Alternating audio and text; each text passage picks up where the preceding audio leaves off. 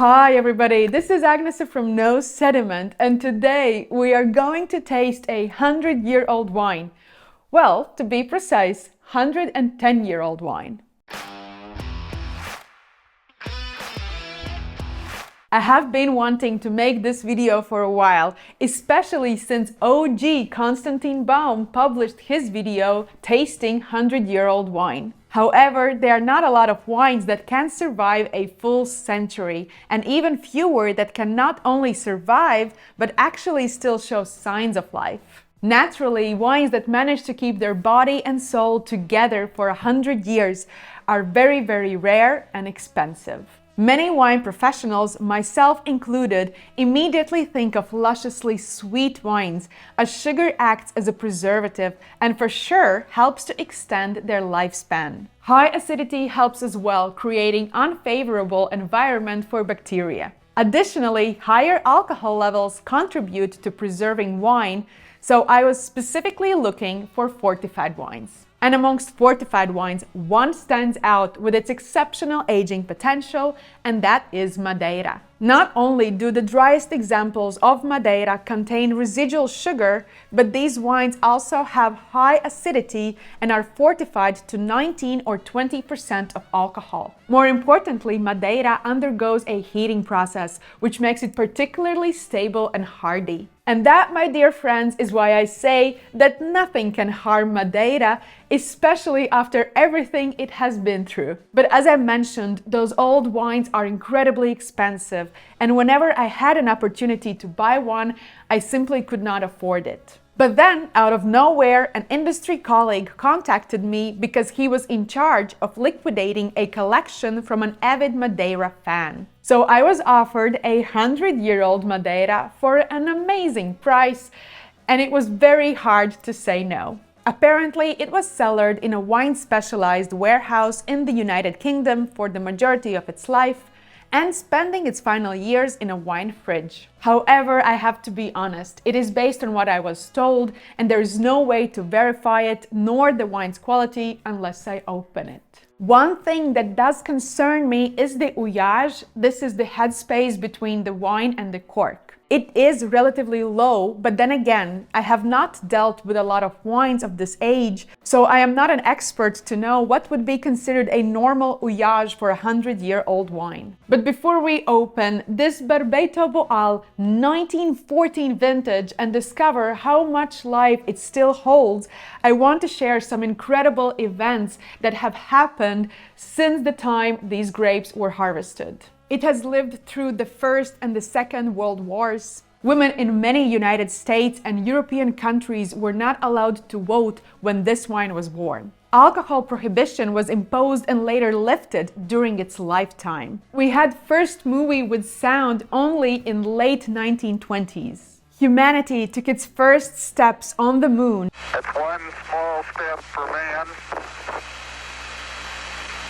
one giant leap for mankind. Thank you, Neil Armstrong. This bottle has outlived the Beatles' first album release, the rise of Led Zeppelin, Pink Floyd and Rolling Stones, and even the short rebirth of rock and roll with Appetite for Destruction by Guns N' Roses. And let's not forget, it was alive a very long time before the very first video was uploaded on YouTube in 2005. Hopefully, this wine has lived through it all and still has a story to tell.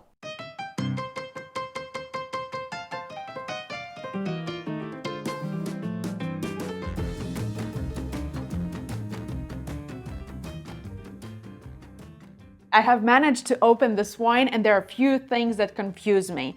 So I was expecting for cork to be a bit more soaked with wine. It is actually not that much, less than a 1/3, and the cork is really short, but that's fine. I mean, I don't necessarily expect to have the longest corks in the very old bottles of wine. So let's take this away. That is slightly confusing. We'll see, because what is really in the glass, it will tell the story, and everything else is just evidence. But before I pour the wine, Boal is a white grape variety.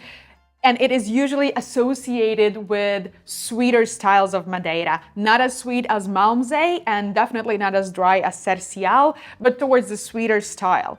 What was interesting, what I read, is that currently, nowadays, when Madeira is made, the fortification happens during the fermentation process. So you kind of arrest the fermentation, and the residual sugar in the wine is actually from the grapes themselves. Historically, apparently, the fortification happened after full fermentation. So all the sugars were fermented. So the wine was dry, then the wine was fortified, and then the sugar was added. So if this is in fact a 110-year-old wine, most likely the sugar was added here after the fortification. Let's finally pour the wine in the glass. Here I have the cork that I broke. And of course, as expected, this wine is nowhere near bright. It is really cloudy and has a lot of sediment. It would be strange if it wouldn't be this way.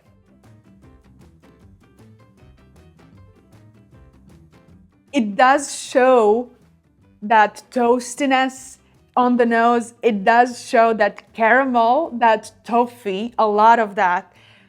But it is definitely not vinegar. So on the nose, this wine is not dead, not at all. And the color, of course, it is really brown. It is not even amber, it is brown.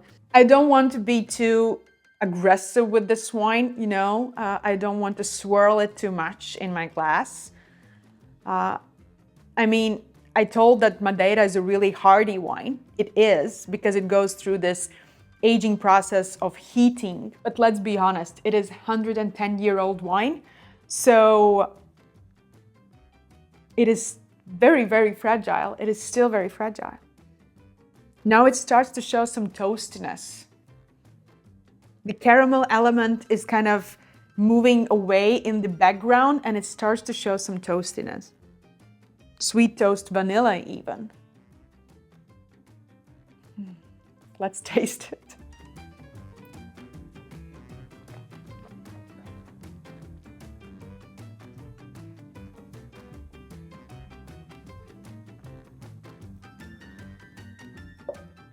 This is why I said that Madeira can live through all of it. It has been through so much. It has been through fortification, through heating process, extended aging in the barrels, and nothing can really harm it. On the palate, it is so fresh. And it is because of that really zesty, lively acidity. And the sugar here, you feel it on the first sip, the first go, but then it just finishes so dry. And I wonder what would be the sugar level here. It's really difficult to tell. But the acidity is so high, and that sometimes high acidity disturbs your perception of sugar. Wow. One thing for sure though, let's not be too excited about this wine. So on the palate, you do feel that VA, that volatile acidity, quite a lot. Especially in the aftertaste. So yes, that is an indication of a very, very old wine. But the fact that this wine still holds its acidity, still adds this freshness. And what is so interesting for me, the mid palate, it does have that burnt caramel, slightly salted caramel character. The one thing for sure, I have not said a single descriptor of fruit. I feel there's a lot of those tertiary elements, that caramelized cooked sugar components, but I don't really feel a lot of fruit. Maybe like really sticky, you know, Christmas pudding where there is some fruit in it, but definitely not a single fresh or dried or preserved fruit character. Not anymore. Yeah. Is this wine that I'm going to finish or drink tonight?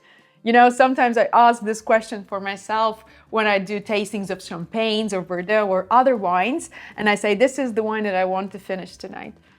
So sorry, I'm not going to finish you. I think this is more of a great experience, less an enjoyment at the end of the day. So I will be happy to share this bottle with some of my friends, some of my colleagues, and show them what this wine can go through, how long it can actually age. But to tell you honestly that this is something that you kind of meditate or drink with food, this is definitely not, for me at least, not it. I'm just happy that I was here, that I tasted it, I had this opportunity. And I will make sure that this bottle does not go into waste and is shared with as much people as possible. And so I have to go around the city and invite people to taste it. Meanwhile, maybe you can let me know in the comments what has been the oldest wine that you have ever tasted or had opportunity to enjoy, and how was your experience? Are you someone who loves really old wines, or are you someone who enjoys more younger, fresher wine styles? Another epic tasting where I was really excited to open wines was 100 Point Bordeaux versus 100 Point Napa, so make sure to watch that next.